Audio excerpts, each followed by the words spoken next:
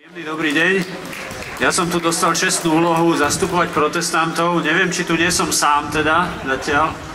Nie? Dobre, to som rád. Lebo viete, ako nám to chvíľu trvá protestantom dlhšie, kým sa zobudíme, ale dúfam, že to nebude tak dlho trvať. Ja by som chcel povedať iba dve také krátke myšlienky. Jedna vec, veľa sa tu hovorí o tehotných ženách, ktorým treba pomôcť. A ja by som vás chcel pozvať vyjadriť takú podporu rodinám, ktoré majú viac detí. Iste viete, že takéto rodiny to dnes nemajú ľahké.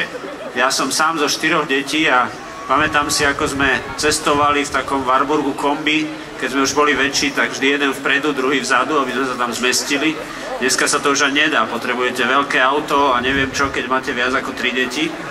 Ale horšie je, že takéto rodiny sa stretávajú s takým začudovaním, že vy máte 5 detí, alebo 6, no ste vy zdraví vôbec?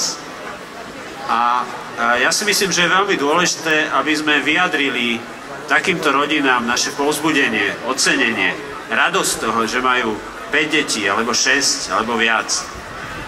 A tým môžeme vyjadriť aj vlastne našu úctu k životu, ktorý dávajú svojim deťom. A ja som minulý týždeň čítal taký článok, že v Japonsku sa čoskoro bude predávať viac plienok pre dospelých ako pre deti. A to je veľmi zlý signál, lebo znamená to, že tých starých ľudí, ktorými budeme každý z nás čoskoro, nebude mať kto živiť. Práve preto, že krajina alebo štát, spoločnosť si nevážila život.